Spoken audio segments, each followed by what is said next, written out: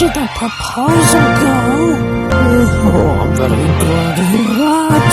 I agree with the big man said. Yeah, fully husband and wife will great. Wedding soon. We should plan a wedding date, right?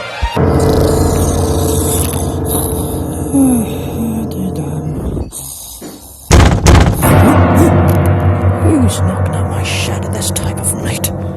You know, if I didn't know any better, I'd just say Gus looks like a giant bus with spider legs, if I'm correct. Just like Charles says. Get away from me, boyfriend! Thank you for saving me, love. Oh, I've seen many other engines die. Are you alright? My sorry, handsome guy. I hope you're not hurt. I don't want to see my sweetheart hurt. You okay, Harvey? What's up? How worse is it? God, that's creepy. Don't worry. I'm taking you with.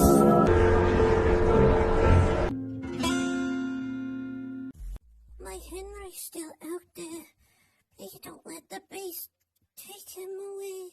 Don't take my love away. Oh, I will. I'm just worried over Henry. I don't want him to die. I would be heartbroken if he did. I gave Charles a big distraction to get away.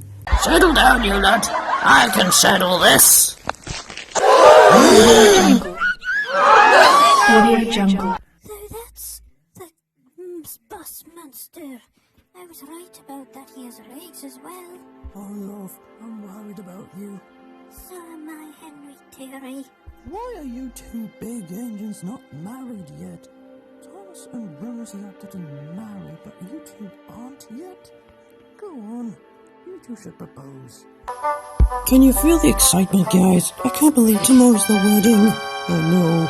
Wait, is that Thomas running through us? Help! He took her away! She's not here! The beast has taken her! Come on, we gotta go! We must go to Blackpool and save her!